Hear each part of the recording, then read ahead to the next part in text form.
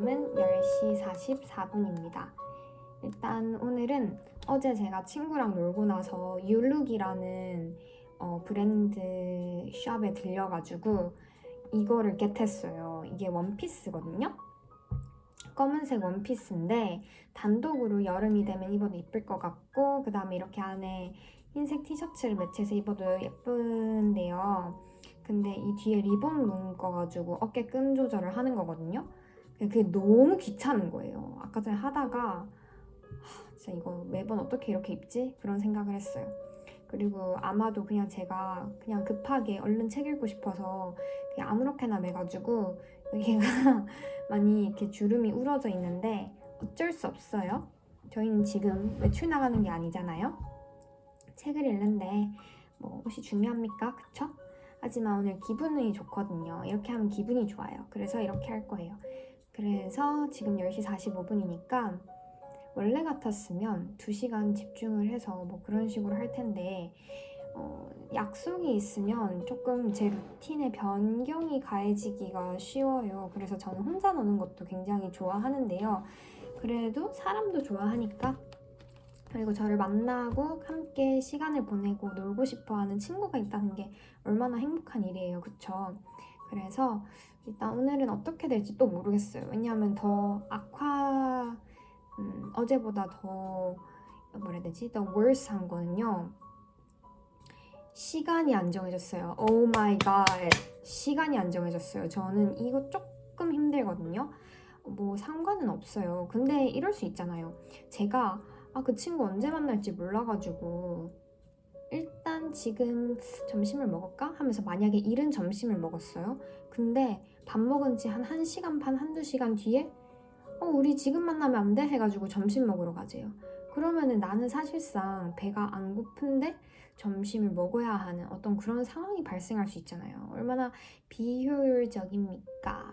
그래서 되도록이면 그 친구가 빨리 답장을 해줬으면 좋겠는데 친구가 자나 봐요. 왜냐하면 늦게 일어나는 사람들도 쓰고 빽빽이니까요. 암튼 문이라도 두드려야 돼. 어떻게 해야 돼?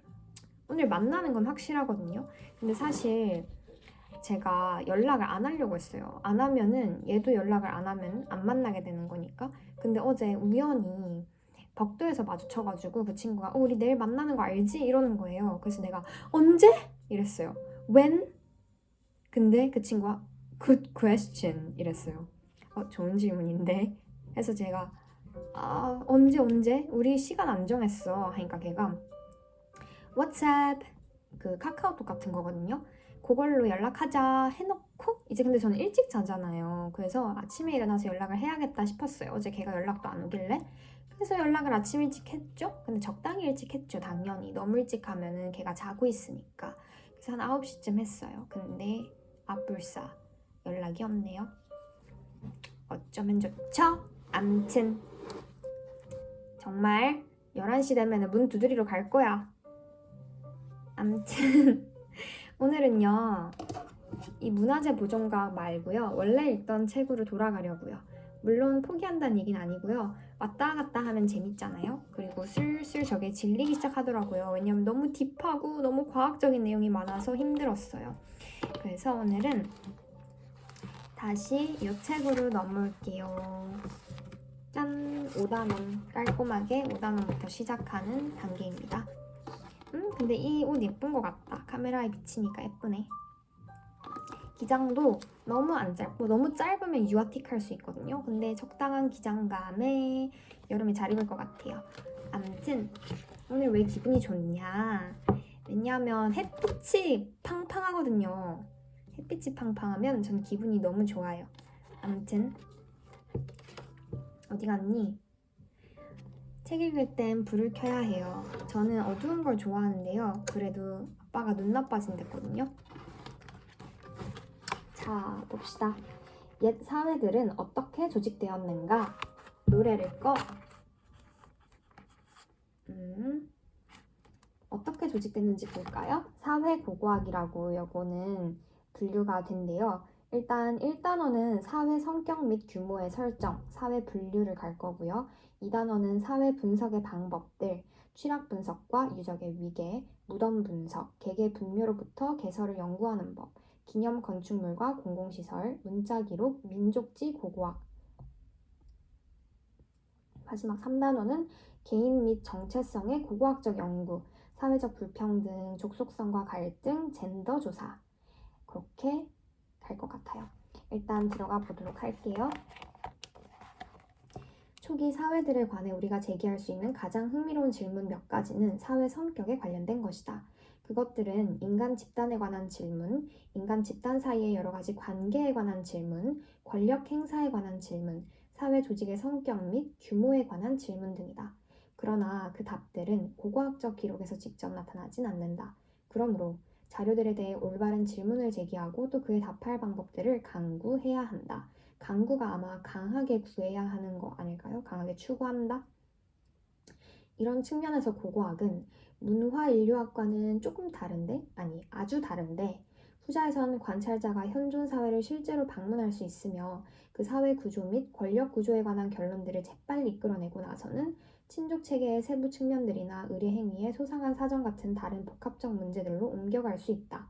반면 고고학자는 이런 종류의 기본 세부 사항들을 파악하는 일에서조차 아주 힘든 작업을 벌여야 한다. 그러나 그 보상은 값진 것이어서 단지 현재 사회나 아주 가까운 과거 사회들의 조직뿐만 아니라 수많은 시점의 과거 사회들이 지닌 조직에 대해서도 이해함으로써 변화를 연구하는 데 필요한 모든 시야를 지닐 수 있다. 오로지 고고학자만이 그런 통시적 관점을 얻을 수 있고 그래서 장기간의 변화 과정들을 얼마간이라도 파악하고자 시도할 수 있는 것이다. 사회 종류가 다르면 제기하는 질문의 종류가 달라져야 하며 또 증거의 성격에 따라 조사 기법 또한 근본적으로 달라지기 마련이다. 구석기 시대 수렵 채집 야영지를 초기 국가의 수도와 똑같은 식으로 다룰 수는 없다. 그래서 우리가 제기하는 질문들과 그에 답하는 방법들은 연구 대상으로 삼는 공동체의 종류에 맞추어 재단되어야 한다. 또 그런 만큼 해당 공동체의 전반적 성격에 관해 시초부터 명확히 해둬야 할 필요가 한층 더 있으며 바로 이 점 때문에 언제나 다음과 같은 가장 기본이 되는 사회 관련 질문들을 맨 먼저 제기해야 하는 것이다. 우린 첫째로 사회의 크기 혹은 규모를 문제 삼아야 한다. 고고학자는 흔히 단일 유적을 발굴하기 마련이다. 그런데 그것은 마야나 그리스의 도시국가처럼 독립적 정치 단위였는가? 아니면 수렵 채집 집단의 본거지처럼 그보다 단순한 단위였는가? 혹은 다른 한편으로 페루의 잉카 제국처럼 광범위한 어떤 제국 안에 종속적 취락으로 마치 아주 큰 바퀴의 작은 톱니 하나 같은 것이었는가? 우리가 검토 대상으로 발음이 뭉개졌어요. 우리가 검토 대상으로 삼는 어떤 유적일지라도 그 주민을 부양하기 위한 각각의 배후지랄까 자원 이용권을 가지고 있게 마련이다. 그러나 우리의 관심사들 중 한 가지는 이 유적이 바로 그 국지적 범위를 넘어 다른 유적들과 어떻게 상호작용하는지를 이해하는 데 있다. 연구에서 쉽사리 채택하는 경우가 많은 개별 유적의 관점에서 보면 이는 지배 종속의 문제들을 제기한다. 그 유적은 정치적으로 독립, 자치적이었는가? 그렇지 않고 한층 큰 사회체계의 한 부분이었다면 지배적 역할을 차지하였는가 아니면 종속적 역할을 맡았는가? 그러니까 수도였는가 변두리였는가?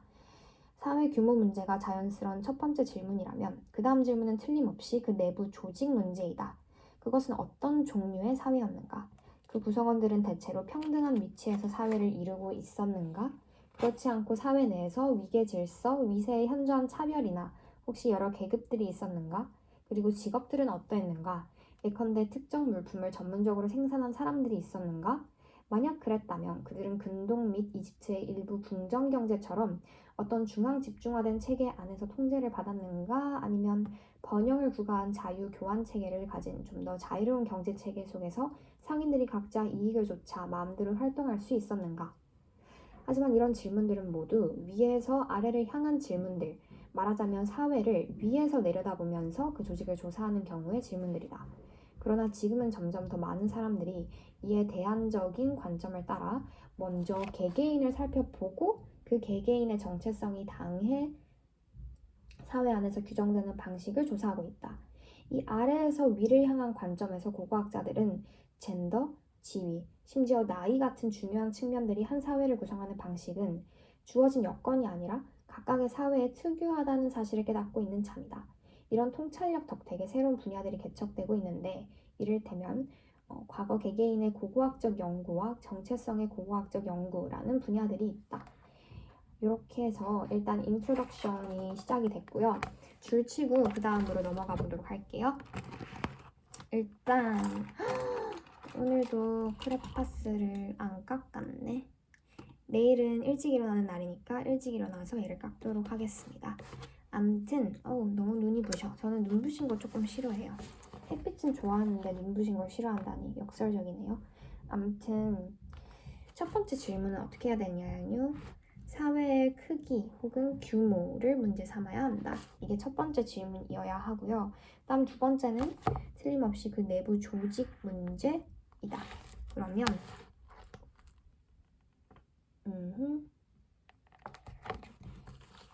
자료들에 대해 올바른 질문을 제기, 물결, 또 그에 답할 방법을 강구, 물결. 그리고 넘버링 해가지고 넘버링해서 첫 번째가 사회의 크기, 규모, 다음 두 번째가 그 내부 조직. 와우, 저는 연필을 2개 잡을 수도 있어요. 아무튼 첫 번째 단원으로 넘어가 보도록 할게요. 다시 불을 켜자. 근데 반팔 입으니까 춥다. 빨리 갈아입어야지. 첫 번째, 사회 성격 및 규모의 설정. 사회 고고학에서의 첫 단계는 너무나 명백하기 때문에 오히려 간과되는 수가 흔히 있다. 그것은 당시 가장 큰 사회 단위의 규모가 어떠했으며 아주 넓은 의미로 그 사회는 어떤 종류의 사회였나? 라고 묻는 것이다. 이때 가장 큰 사회 단위는 완전히 독립적인 수렵 채집 유단에서 거대한 제국에 이르는 어떤 것이든 될 수 있다. 국가사회 같은 복잡사회의 경우 그보다 많은 구성 부분들을 가질 수 있다. 이 질문은 야외조사에 관련 짓는다면 취락에 대한 연구로부터 흔히 최상의 답을 얻는다. 즉 개별 유적들의 규모 및 성격 파악이라는 관점과 취락 분포 정형 분석을 통한 개별 유적 상호 관계 파악이란 관점에서 실시하는 취락 연구이다. 그러나 우리는 어떤 사회가 문자를 갖고 사용하는 경우에 문헌기록, 구비전승, 민족지 고고학, 즉 고고학적 관점에서의 현존 사회 연구, 또 검토 대상 옛사회의 성격과 규모를 평가하는 데 똑같이 유익할 수 있다는 점을 유념해야 한다. 그렇지만 먼저 우리 생각을 검증해볼 가설적 사회 분류가 하나의 준거 틀로 필요하다. 사회 분류. 그래서 사회 분류 하면서 여기 굉장히 깔끔한 도표가 하나 있거든요. 너무 좋다. 아무튼 추워가지고 조금 집중력이 떨어지고 있어요. 사회 분류. 미국 인류학자 엘먼 서비스는 여러 사회들을 내부문으로 분류하는 안을 개진하였는데 그간 많은 고고학자들이 이를 유용하다고 보았다. 다만 그의 용어는 나중에 수정된 바 있다. 이런 각 사회는 특정 종류의 유적과 취락 유형들이 연관되어 있다. 어떤 고고학자들은 군장사회 같은 포괄적 분류 단위의 가치를 의문시하고 있으나 이를 특히 지나치게 고지고대로 받아들이지만 않는다면 분석의 예비 단계에선 유용하다. 이 분류안은 앞쪽 표에 요약돼 있으니 참고하기 바랍니다. 그래서 여기 굉장히 깔끔한 도표가 있어요. 저 이렇게 정리한 거 너무 좋아하거든요. 짜란, 깔끔하다. 깔끔하게 사회 분류를 크게 4가지로 아주 포괄적이고 거시적인 관점으로 이렇게 분류를 해주셨어요. 한번 해석을 해보도록 할게요. 잠시만. 너무 추워. 손이 시려워. 저는 수족냉증이 있어가지고 몸이 일단 기본적으로 되게 차요. 진짜 차거든요. 거의 좀비만큼 차요. 그래서 저 네일아트 받으면 선생님들이 손이 왜 이렇게 차요? 그렇게 하거든요. 진짜 좀비 수준으로 약간 시체처럼 차요. 그래서 저는 서론이 길었는데 장갑을 끼고 싶다 그 말입니다. 너무 추워. 옷을 갈아입을 순 없잖아요. 시간이 너무 아깝잖아. 이거는 제 장바구니입니다. 할머니가 주셨어요. 이쁘죠? 아무튼 너무 추워. 너무 추워. 장갑이라도 끼면 저는 손발이 따뜻하면 온몸이 따뜻해지더라고요. 그래서 수면 양말 필수, 여름에도 필수. 아무튼 손이라도 따뜻하게 해야지 뭐. 사회 분류 다시 가보도록 할게요. 자, 이동성 수렵 채집 집단이고요. 분절 사회가 있고요. 군장 사회가 있고요. 마지막으로 국가 이렇게 됩니다. 제 생각에는 이 후자로 갈수록 조금 복합적이고 체계적인 사회가 아닐까라고 예상을 해봅니다. 이동성 수렵 채집 집단, 예를 들면 남아프리카 산 부족 사냥꾼, 총 인구수는 100명 미만, 굉장히 조그마한 사회네요. 사회 조직은 평등이고요. 비정규 지도체제, 경제 조직은 이동성 수렵 채집민, 취락 유형은 임시 야영지, 약간 몽골의 게르 같은 느낌이네요. 취락 유형은 임시 야영, 했잖아. 종교 조직은 샤먼, 샤먼 저 알아요. 아무튼 건조물은 임시 운막, 시베리아 구석기 시대 가죽 천막 같은 거. 그 다음 고고학적 예로는 아메리카 고인디언 문화를 포함한 모든 구석기 시대 사회를 이동성 수렵 채집 집단이라고 하나 봐요. 현대 예로는 이누이트, 남아프리카 산 부족, 오스트레일리아 원주민 이렇게 해놨네요. 그리고 그림을 좀 보여드릴게요. 가죽 천막. 이거 어떻게 추워서 어떻게 살아 이거. 그리고 여기 사슴을 사냥하고 있는 모습. 사슴을 사냥하고 있는 모습. 가죽 천막. 그다음 분절 사회는 이탈리아 발카 모니카 인력 경작 그림을 주셨어요. 총 인구수는 2,000에서 3,000명. 그 다음 사회 조직은 분절 사회, 범부족 유대, 소규모 집단의 급습. 경제 조직은 정주 농경민. 이제 이동성에서 정주로 바뀌었네요. 정착해서 산다는 얘기죠. 농경을 시작했고요. 이목민. 취락 유형은 정주 촌락. 이제 임시적인 성격에서 정주를 하게 됐어요. 종교 조직은 종교 원로, 주기적 의례 행사. 그다음 건조물은 정주 소촌, 분구묘, 성소. 그래서 터키 차타르육, 신석기 시대 성소 같은 걸 예로 들 수 있겠네요. 고고학적 예로는 모든 초기 농경민, 신석기 시대를 넣어주셨고요. 현대 예로는 미국 남서부 푸에블로, 뉴기니 고지대민, 동아프리카 누어족과 딩카족. 그래서 그림을 보여드릴게요. 이탈리아 모니카 인력 경작인데 보시면 경작하는 걸 볼 수 있어요. 이게 사람인 것 같고 이게 소인 것 같아요. 그쵸? 그래서 이렇게 쟁기 같은 걸로 땅을 파는 느낌? 그 다음 요거는 성소래요. 뭔가 성스러운 공간이겠죠? 의례적인 종교적인 행사랑 관련된 장소일 것 같아요. 그 다음은 군장사회인데 얘는 군데스트룹 냄비 기사 그림을 주셨어요. 총 인구수는 5,000에서 2만 명 이상이고요. 사회 조직은 세습 지도 자하의 친족 토대 개서 고위 전사 집단. 경제 조직은 중앙기구의 축제와 재분배, 물품 생산 전문화 일부 달성. 그래서 이젠 중앙기구가 생겨가지고 중앙기구에서 센터 중심으로 이렇게 운영을 해서 재분배, 디스트리뷰션을 하고요. 그 다음에 전문적으로 물품을 생산하는 전문성이 있는 집단이 생겼다. 그런 것 같아요. 취락 유형은 방호시설을 갖춘 중심지, 의례 중심지. 이제는 그 펜스가 생겼어요. 방호. 왜냐면 서로 이제 뭔가가 어택도 하고 방어도 해야 되고 뭔가 그런 게 있겠죠? 종교 조직은 종교적 직무를 맡은 세습 군장. 그 다음 건조물은 대규모 기념물, 모뉴먼트. 영국의 스톤헨지. 이거 저희 배웠어요, 수업 시간에. 고고학적 예로는 구대륙의 많은 초기 금속 사용 사회와 신대륙의 형성기 사회. 현대예, 미국 북서해안 인디언, 그다음 통가의 18세기 폴리네시아 군장 사회, 타이티, 하와이. 그래서 군데스트룹 냄비 기사의 귀여운 그림을 볼게요. 여기 보면 기사도가 보이는데요. 머리에 헬멧을 쓰고 말도 지금 약간 철제 그거를 둘렀거든요. 옷을. 그래서 여기 이제 기사고요. 이게 이제 영국의 스톤헨지 같은 건데 돌을 이렇게 동그란 원형 모양으로 기둥처럼 이렇게 다 세워놓은 모뉴먼트 기념물을 우리는 스톤헨지라고 해요.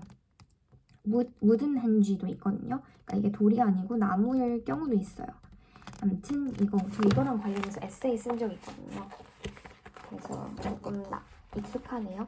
그 다음 마지막은 국가예요. 얘는 중국 진시황릉 병마도용 군단 사진을 주셨고요. 총 인구수는 일반적으로 2만 명 이상, 사회 조직은 왕 또는 황제하의 계급 토대 위계 군대, 경제 조직은 중앙 집중화된 관료 조직, 드디어 나왔네요. 그 다음 공납 토대 경제, 징세, 법. 이제 세금도 거두고요. 그 다음에 로, 법도 있고요. 중앙 집중화 되었다. 중앙 기구적 성격에서 중앙 집중화 되었다. 관료적인 성격으로 조금 이렇게 슝 바뀌었어요. 그 다음에 취락 유형은 도회는 도시, 읍, 변경 방어시설, 도로. 아무튼 도로도 생겼네. 종교 조직은 사제 집단, 다신교 혹은 일신교. 건조물은 궁전, 신전, 그리고 여타 공공건물. 예를 들면 기자의 피라미드, 멕시코 치첸이사 카스티오. 멕시코 언어가 되게 귀엽다. 치첸이사 카스티오. 멕시코 언어 하고 싶은데? 아, 멕시코 언어가 죄송합니다. 그냥 어떤 얘기로 할게요. 기자의 피라미드. 아무튼 고고학적 예는 예컨대 메조아메리카, 페루, 근동, 인도, 그리고 중국의 모든 고대 문명과 그리스, 로마. 드디어 문명이네요. 그러면 현대 예로는 모든 현대 국가. 그래서 진시황릉 병마도용 군단을 조금 볼게요. 이렇게 조금 익숙해요. 그죠? 그 다음에 여기 피라미드 있고요. 세모세모 여기에 멕시코 거 있습니다. 그러면 끝. 왜냐면 시간이 여기까지 하면 딱 맞아요. 내일부터는 어떤 책을 선택하게 될지는 모르겠지만 아무래도 이런 집단에 세부적인 디테일한 사항들을 들어가던가 아니면 다른 책에서 철제 유물을 들어가던가 하게 될 것 같습니다. 일단 저는 추워가지고 여기까지 할 거고요. 얼른 다시 환복을 하고 아침을 먹어야겠어요. 오늘 아침을 늦게 먹어요. 왜냐면 어제 저녁을 늦게 먹었거든요. 그러면 안녕.